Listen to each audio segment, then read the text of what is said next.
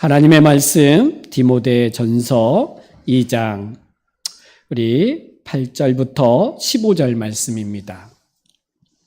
디모데전서 2장 우리 8절부터 15절 말씀 337면에 있습니다. 함께 봉독하겠습니다. 시작.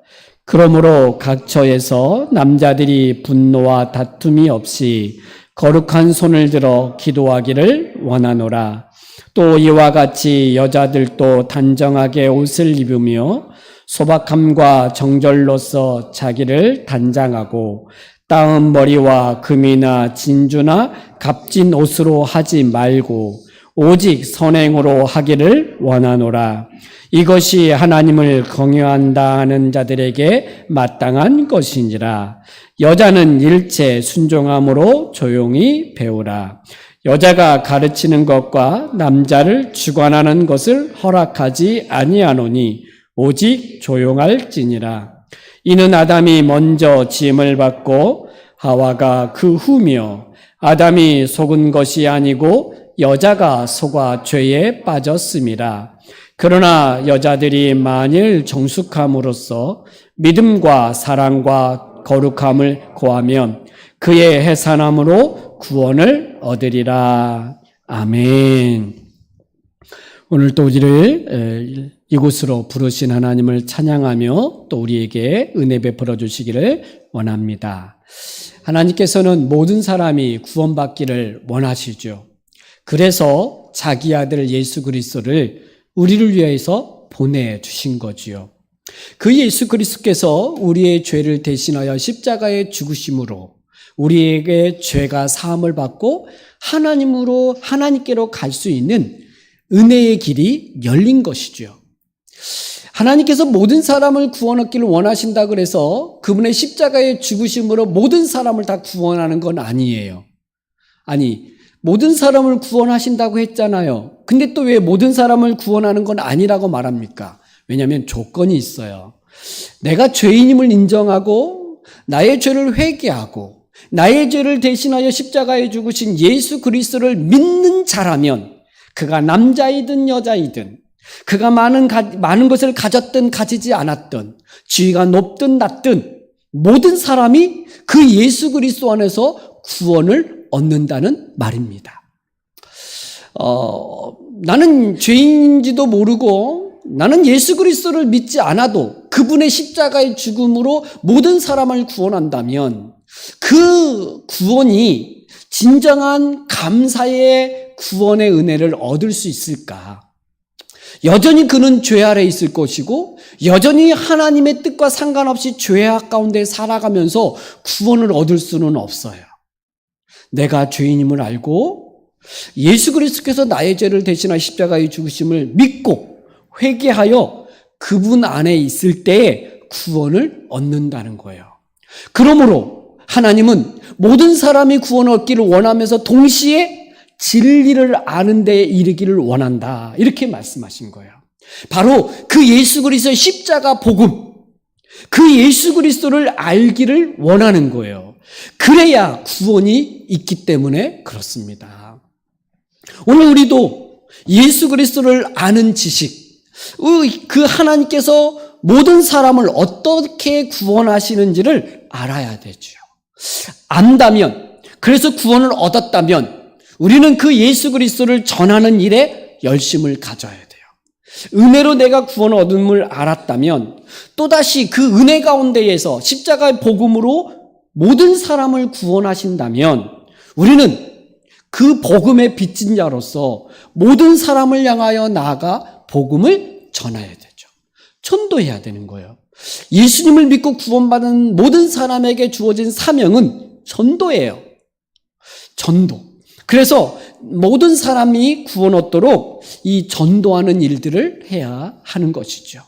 근데 이 일을 하기 전에 우리는 먼저 기본적으로 하나님 앞에 기도하는 자가 돼야죠. 사실 디모데전서는 목회 서신이라 그랬어요. 디모데가 예배소 교회를 목회할 때 어떻게 그 교회를 잘 섬겨야 되고 목회해야 되는지를 가르치는 목회자에게 가르치는 서신이죠. 그러나 이건 목회자에게만 해당되는 게 아니라 모든 교회 성도들은 바로 이런 교회를 세워가기 위해서 함께 다 알아야 되죠. 그때 2장 1절에서 사도 바울은 디모데에게 첫째로 권하노니 모든 사람을 위하여 기도하라 이렇게 말씀하셨거든요. 그러니까 우리가 예수 그리스도를 알고 그리고 그 예수 그리스도를 전하는 일들을 해야 되지만 기본적으로 우리는 기도하는 일들을 해야 돼요. 기도는요, 하나님의 도움을 구하는 거예요. 하나님의 도움을 구한다는 말은 무슨 말이냐면 내 힘으로는 안 된다는 거예요. 구원도 내 힘으로는 안 되죠. 전도하는 것도 내 힘으로는 안 돼요. 그래서 하나님의 도우심을, 은혜를 구하면서 기도하는 거예요. 사실 교회가 기도하는 일에 참 열심을 내야 되죠. 개인적으로도 기도해야 되지만 모여서도 기도하는 일들을 참 해야 돼요. 그래서 기도하는 이 일들과 함께 열심을 또 가져야 되는 것이죠. 이 이야기를 7절까지 했어요. 오늘 이 8절부터 이제는 남자와 여자에게 권면하는 이야기인데, 이 남자와 여자는 어디 안에 있는 남자와 여자냐면 교회 안에 있는 남자와 여자에게 권면하겠죠. 그들은 예수님을 믿고 구원을 얻은 사람이겠고, 그들은 모두가 다 기도하는 일에 힘써야 될 사람들일 것이고, 그들은 또한 뭘 하는 사람들이냐면 예배하는 자들일 거예요. 그래서 오늘 8절부터 15절은 기본적으로 교회 안에서 예배할 때에 남자와 여자가 어떻게 해야 되는지 권면하는 거예요.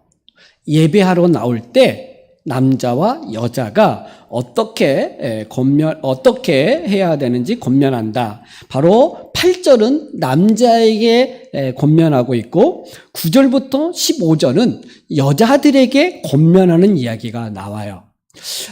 남자보다 여자에게 권면하는 내용이 더 길죠. 9절부터 15절이니까. 남자에게 권면하는 건 8절이에요. 그러나 사실 예배하는 모든 사람들이 이 남자나 여자나 이 권면하는 모든 내용들을 잘 받아들여야 되고 그렇게 행해야 되겠죠. 먼저 8절 남자에게 권면하는 내용인데 8절에 보면 그러므로 각 처에서 모든 곳에서 이게 있죠. 남자가 있는 거하는 곳에서 특히 예배하는 곳에서 남자들이 분노와 다툼 없이 거룩한 손을 들어 기도하기를 원하노라 이렇게 말했어요. 여러분 여기 이제 남자들에게 권면할 때 뭘 하지 말고 뭘 하라 할 때 분노와 다툼 없이 하라 이런 거예요. 이 분노, 다툼. 남자들이 이제 참 이렇게 이 분노라는 말은 다르게 말하면 화잖아요. 욱하는 거 있잖아요. 욱하는 거. 이렇게 욱하는 이 화를 내지 말라는 거예요. 내용, 왜 이 권면을 하는지 배경은 모르겠어요. 예배석 교회 안에 이 남자들이 이렇게 분노를 많이 냈는지, 그래서 다툼들이 많이 교회 안에 있었는지, 이거 없이 하라 이렇게 얘기할 때 이런 것들이 있었던 것 같아요. 근데 왜 이렇게 다툼과 분노가 있는지에 대해서는 말하지 않으니까 잘 모르겠어요. 근데 남자들의 성향상 이 자존심, 자기의 어떤 지위, 많이 알고 있는 것, 이런 것들 때문에 이렇게 좀 화를 좀 내기도 하고, 또 자기가 원하는 대로 안 될 때, 자기 의견이 관찰되지 않을 때 그것에 대한 순응하기보다는 왜 내 말 안 들어? 왜 내가 원하는 대로 안 해? 어떤 대립되어졌을 때 이렇게 좀 쉽게 화를 좀 많이 내는 것 같아요. 가정 안에서도 보면 이 아내들이 화를 많이 내는 가정도 있지만 보편적으로는 남편들이 좀 많이 이렇게 화도 내고 막 윽박지르기도 하고 막 이렇게 폭력을 행하기도 하고 이런 일들이 있잖아요. 남편에게 폭력을 당하는 아내들이 있지만 요즘은 남편들이 아내에게 폭력을 당한다고도 해요. 어쨌든 일반적으로는 그렇다는 거예요. 그래서 남자들이 교회 안에서 분노와 다툼 없이 하라는 거예요. 사실 교회에서 이 화를 내는 건 참 경계를 성경은 많이 하고 있어요. 화내지 마라. 노하지 마라. 빨리 풀어라. 뭐 이런 얘기를 많이 하잖아요. 왜냐하면 사단이 틈을 탄다는 거예요. 자기 마음을 이렇게 사단이 휘어잡아서 그것을 계속 끌고 간단 말이에요. 그래서 본인도 죄를 범하게 할 뿐만 아니라 다른 사람들에게 상처를 주는 일들이 참 화를 낼 때잖아요. 어떤 화를 막 분노를 하는 사람 옆에 있으면 굉장히 이게 불안해요. 그리고 막 위축당해요. 평안함이 없어요. 그러니까 좀 이런 분노를 내는 것, 이 분노장애 있는 사람들 있잖아요. 그건 주변이 참 힘들어요. 어쨌든 교회 안에서는 이걸 하지 말라는 거예요. 이 분노로 인해서 또 뭐가 있냐면 다툼, 싸움들이 일어나겠죠. 그래서 어쨌든 남자들, 특히 이제 교회 안에서 또 가정 안에서 이 분노와 다툼을 좀 자제해라. 아마 이것이 남자들의 어떤 성숙함과 남자의 어떤 좋은 아름다운 모습일 것 같아요. 그러면서 뭘 더 권면하고 있냐면 거룩한 손을 들어 기도하기를 원하노라. 아마 이것 때문에 예배로 이야기를 해요. 그러니까 거룩한 손을 들어서 기도하기를 원하노라 이렇게 말할 때 거룩한 손을 든다. 이 당시 유대인들은 기도할 때에 손을 들고 기도했어요. 손을 들 때 손바닥을 하나님께 이렇게 보이면서 기도했다고 그래요. 유대인들이 보통. 근데 이제 보통 이제 예배할 때 이렇게 손을 들고 기도를 하는데 사실 이렇게 손을 들고 기도해라 이런 말은 아닐 거예요. 거룩한 손이라는 말을 했어요. 그러니까 기도할 때 거룩한 손을 들고 기도하라. 이 말은 많은 학자들이 이것을 이 선한 행위, 그러니까 일상생활 속에서 선을 행함으로 그런 삶을 살면서 하나님 앞에 기도하며 예배를 드려라. 아마 이것은 다툼과 분노와 대조될 거예요. 그러니까 일상생활 속에서 막 분노와 다툼 가운데 있다가 하나님 앞에 기도하고 하나님 앞에 예배하지 말고 평상시에 거룩한 손, 어떤 경건함, 거룩한 삶을 살아가면서 하나님을 예배하고 하나님 앞에 기도해라라는 권면인 것 같아요. 그래서 우리가 그리스도인들, 아마 이것은 전도와도 연결되어져 있고 우리가 모든 사람을 구원하기를 원하시는 하나님의 뜻이 관찰하고 또 그것을 이루기 위해서 기본적인 남자들의 삶에서도 거룩한 삶을 살아가면서 예배하고 기도하면서 가야 된다라고 말하는 거예요. 우리가 어느 때 막 화가 납니까? 어느 때 이렇게 막 다툼을 일으킵니까? 여러분, 이렇게 좀 자기가 어떤 자존심, 어떤 사람 보면 평상시에는 되게 부드럽고 참 얌전한데 어떤 자기를 무시한다라고 하는 걸 느낄 때, 자기 자존심을 굉장히 상할 때 굉장히 그것을 못 견디하는 사람들이 좀 남자들 가운데도 많이 있잖아요. 남자들은 자존심으로 산다 그래요. 예. 무시당하는 걸 되게 못 견뎌 하잖아요. 이제 그럴 때 이제 분노와 다툼들을 일으키는데 여러분, 우리 남자들도 좀 예수님이 어떤 무시당하잖아요. 하나님의 아들이신데 구원자인데 십자가에 달렸을 때 네가 하나님의 아들이냐? 그렇다면 십자가에서 내려와 봐라. 그러면 우리가 믿을게. 뭐 이런 얘기할 때 내가 유대인의 왕이냐? 오른뺨을 손으로 때리고 침뱉음을 당하고 막 이럴 때 주님이 막 일어난 게 아니라 이게 도살장에 끌려가는 어린 양처럼 그냥 다 당하잖아요. 그분은 왕이셨고 그분은 하나님의 아들이셨고 그분은 우리의 구원자 되셨는데 그런 모든 상황 속에 다 받으시잖아요. 왜? 모든 사람을 구원하시라고. 여러분, 우리 자존심이 상할 때, 누가 우리를 무시할 때, 그때 분노와 다툼을 일으키지 말고 우리에게 기본적인 모든 사람을 구원하기를 원하시는 하나님의 뜻을 알고 우리가 하나님을 예배하고 하나님 앞에 기도해야 되는 자로 알고 그런 어떤 그 다툼과 분노가 일어날 때 주님께 좀 맡기고 좀 절제하고 좀 자중하면서 그렇게 가면 좋을 것 같아요. 여러분, 되게 마음이 상한 마음이 되면 화를 내고 막 이렇게 다투고 난 다음에 예배하러 오면 예배가 안 돼요. 뭐 기도는 다 안 되죠. 지금 내가 막 그 화와 다툼이 있는 삶을 살다가 하나님 앞에 예배할 때 예배가 돼요? 안 돼요. 기도 안 돼요. 그러니까 우리가 어떻게 보면 예배와 기도를 하나님 앞에 온전히 드리기 위해서라도 좀 다툼, 화 이것들을 좀 멀리 해야 하는 거죠. 그럴 일이 일어날 때 주님을 생각하세요. 주님이 당하신 그 십자가와 그 멸시와 조롱을 좀 생각하면서 좀 참으세요. 그리고 주님께 맡기세요. 저도 좀 잘 안 되는 부분이 있지만 우리가 이렇게 남자들은 다툼과 분노 없이 거룩한 손을 들어 하나님 앞에 기도하기를 원한다라고 말씀하고 있기 때문에 그렇다는 것이죠. 이것은 남자뿐만 아니라 여자분들도 해당되겠죠. 자, 9절부터 15절의 말씀인데 먼저 9절 10절을 보면 여자들의 아름다움, 여러분 여인의 여자분들의 아름다움은 외모잖아요. 그래서 여자들이 외모를 꾸미는 거 이건 죄가 아니에요.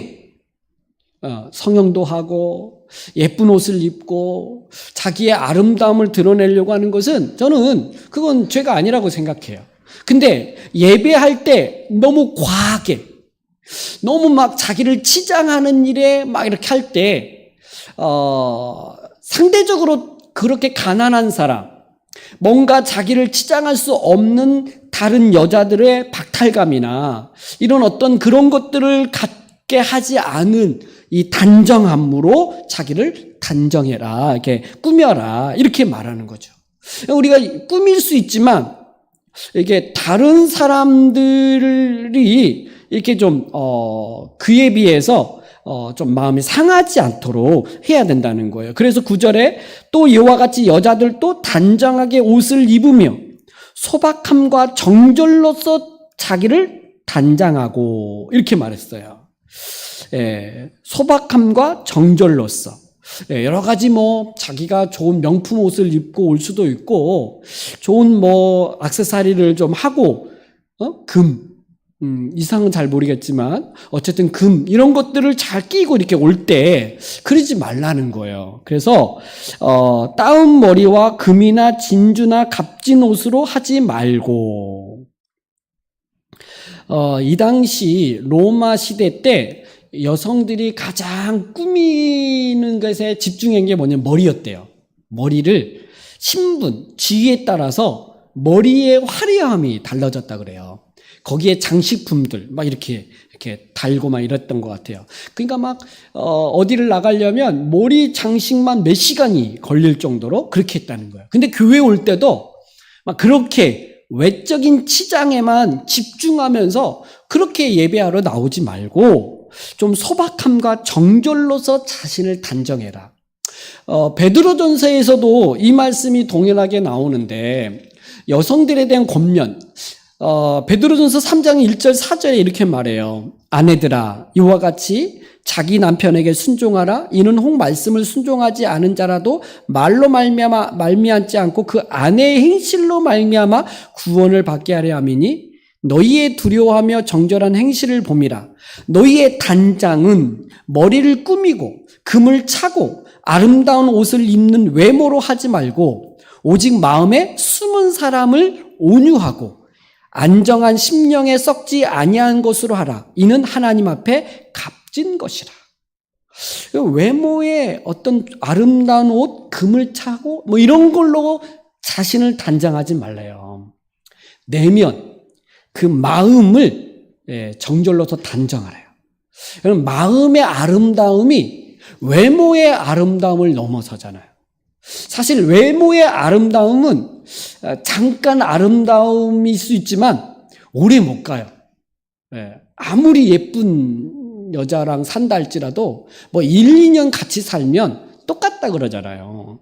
그러니까 외모의 아름다움에 어떤 것에 치장하기보다는 내면의 아름다움, 그 하나님을 향한 순전한 마음과 다른 사람을 향한 그 섬김과 사랑의 마음을 더 가진 사람이 더 아름다워 보이고 귀한 것이죠. 그러니까 뭐에 집중해야 될지, 뭐에 더 마음을 쏟아야 될지를 말씀해 주는 것 같아요. 외모에 치장하는 것도 뭐 할 수 있지만 더 내면의 아름다움을 더 이렇게 가꾸어라, 꾸며라 라고 베드로전서 3장에서도 이야기하죠. 근데 이제 디모데전서에서는 이런 걸로 하지 말고 10절에 뭐라고 얘기하냐면 오직 선행으로 하기를 원하노라. 그러니까 선행, 착한 행실, 다른 사람을 섬기고 돕는 그런 외적인 어떤 선행으로 자기 여자의 아름다움을 또 그 꾸밈을 이야기하고 있는 거예요. 이것이 하나님을 경외한다 하는 자들에게 마땅한 것이다. 하나님을 경외한다고 하는 사람들에게 마땅한 게 뭐냐? 선행으로 하는 거예요. 그러니까 외적이고 외모로 어떤 자기를 치장하는 것들을 하지 말고 선행으로 그 일들을 해라라고 말하고 있는 거죠. 이 성경을 연구하다 보면 예수 그리스도의 그 은혜로 말미암아 우리의 구원을 얻었음에 대한 설명을 이렇게 쭉 한 다음에 그를 믿음으로 말미암아 우리가 구원을 얻었다라고 이제 어떤 말씀들을 해요. 그 다음에 예수님을 믿고 구원을 얻었다면 그 다음에 우리의 삶을 굉장히 어떤 굉장히 뭔가 결단이 있는 어떤 행실을 요구를 할 것처럼 기대를 하는데 의외로 성경은 예수님 믿고 구원받은 사람들에게 요구하는 게 뭐냐면 아주 일상의 삶에서 우리가 일상의 삶을 살아가는 어떤 작은 부분을 언급을 해요. 여러분 예배소서 4장에서도 우리의 구원, 옛사람을 벗어버리고 새 사람을 입으라. 그러면서 이제 새 사람으로서 어떤 삶을 살아야 되는지 뭔가 기대를 하는데 뭐라 그래요? 거짓말하지 마라. 이런 말을 해요. 여러분 우리가 예수 믿고 이제 그 은혜에 감격해서 주를 위해서 자기 목숨을 버려야 될 것 같고 선교사로 가야 될 것 같고 목회를 해야 될 것 같고 이러는데 뭐라고 얘기하냐면 아내들에게 남편에게 순종해라. 남편은 아내를 사랑해라. 아주 굉장히 우리의 일상의 생활 속에서 우리의 어떤 삶에서 일어나는 작은 부분들의 변화를 요구해요. 뭔가 크고 결단이고 어떤 결단 있고 큰 어떤 헌신을 이야기하기 전에 우리 일상의 삶의 작은 부분에 대해서 신자로서 하나님을 믿고 구원받은 사람으로서의 삶을 얘기한다는 거예요. 선행을 해라. 그리고 자기 내면을 좀 더 꾸며라. 이런 이야기를 하는 것이고 이것이 하나님을 경외하는 자들에게 마땅한 것이다. 이렇게 이야기해요. 여러분 우리가 대단한 게 아니라 작은 자, 소자에게 물 한 잔 주는 것이 곧 주님께 하는 것이라고 이야기해요. 그러니까 우리가 예수 믿고 예배하면서 작은 자를 돌보는 것, 어떻게 보면 주의 일을 할 때 작아 보이는 그 일에 충성하는 것, 이게 정말 믿음을 가진 사람들에게 요구하는 하나님이 원하시는 것 같아요. 그래서 이런 일들을 하라라고 말씀하시는 거죠. 여러분에게 주어진 그 작은 일, 이게 큰 일입니까? 대단한 일이 아닙니다. 라고 말하는 그 일 행하는 것이 하나님 앞에 옳은 거예요. 그 일이 마땅한 거고 그 일을 통해서 하나님께서는 기뻐하시는 거예요. 저는 그 가운데 하나가 뭐냐면 오늘 금요예배에 나오셨으니까 금요예배에 나오신 여기에 나와 함께 예배하는 이 자리가 저는 하나님 앞에 옳은 것이고 하나님이 기뻐하시는 일이다. 기도하는 것도 마찬가지인 거죠. 우리가 오늘 밤에 와서 함께 기도할 때 30분, 1시간까지는 기도하지 않아도 10분, 15분 우리가 기도할 때도 그 기도하는 우리를 하나님은 기뻐하신다는 거예요. 뭐 대단한 게 아니라 그 소박한 것, 이 소소한 것, 이런 것들을 믿음으로 하나님 앞에 드려져 갈 때 하나님은 그것을 보시면서 마땅하다, 옳다, 잘했다라고 말할 수 있는 거죠. 이게 이제 여인들에게 여인의 아름다움, 여자들의 아름다움은 외모의 아름다움으로 치장하면서 사람들 앞에 보이려고 하는 것이 일반적이고 자연스러운 모습일 거예요. 예수 믿고 구원받은 여자들도 그렇게 삶을 살아갈 수 있어요. 하지만 그것보다도 더 꾸미고 치장해야 될 건 내면과 그리고 선행으로 하는 것이다 라고 말씀하고 있는 거죠. 이것은 남자들도 마찬가지다라고 볼 수 있어요. 자, 그 다음 11절부터 15절인데 사실 이 부분은 되게 난해한 구절이에요. 되게 해석이 많다는 이야기고 또 많이들 다양하게 해석하고 있다는 얘기예요. 그래서 좀 어려워하는 부분이기도 하는데 또 어떤 이 부분 때문에 이 구절 때문에 여성 차별한다 뭐 이런 얘기도 할 정도로 이 본문에 대해서 되게 왜곡되어지기도 하고 극단적으로 가는 본문이기도 해요. 뭐 굳이 여기서도 우리가 막 그런 난해한 것들을 다 언급하기보다는 중요하고 핵심적인 것만 잠깐 좀 나누려고 합니다. 11절에 보면 여자는 일체 순종함으로 조용히 배우라. 여자가 가르치는 것과 남자를 주관하는 것을 허락하지 아니하노니 오직 조용할지니라. 여자들은 이렇게 순종함으로 배우래요. 이렇게 교회 안에서 어떤 이렇게 주도적으로 뭔가를 이렇게 하면서 하려고 하지 말라 이런 얘기예요. 여자들은 가르치지 말라 그래가지고 뭐 전혀 가르치지면 안 되는가 그게 아니고 여러분 그 유대인들도 자기 자녀를 어릴 때 자녀를 가르치는 이가 여자예요. 엄마예요, 엄마. 교회 안에서도 여러 교회를 가르쳤던 여자분들이 있었어요. 로마서 16장에 보면 베베라고 하는 그 여인이 있는데 그 베베라고 하는 여인도 굉장히 교회 안에서 잘 가르쳤던 사람이에요. 여러분이 너무 잘 아는 그 아볼로라고 하는 그 사람 있잖아요. 그 아볼로를 가르쳤던 사람이 그 아굴라와 브리스길라라고 하는 그 로마에서 출교당해가지고 고린도 교회를 세울 때 함께했던 그 여인이 아볼로를 가르쳤어요. 굉장한 지식에 해박한 여자잖아요. 그러니까 교회 안에서 여자들이 가르침에 대해서 금하는 건 아니에요. 지금도 교회 안에 여자분들이 더 많이 가르쳐요. 교회 안에서는 여자분들이 더 많잖아요. 그러면 일반적으로 모든 그 가르침을 금하는 건 아니에요. 그 12절에서 여자가 가르치는 것과 남자를 주관하는 것을 허락하지 아니하노니 라고 말할 때 이 남자를 주관하는 것에 대해서 연결시켜야 돼요. 그러니까 남자를 주관하면서 가르치는 일들을 하지 마라. 이렇게 이제 얘기한 거예요.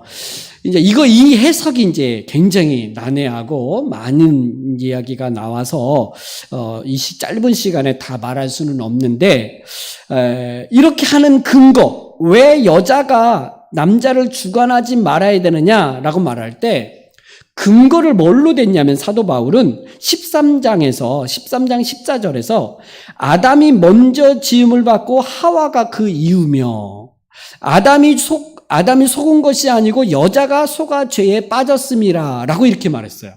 이 아담이 먼저 지음을 받고 이 말을 한 것은 뭐냐면 질서를 이야기해요.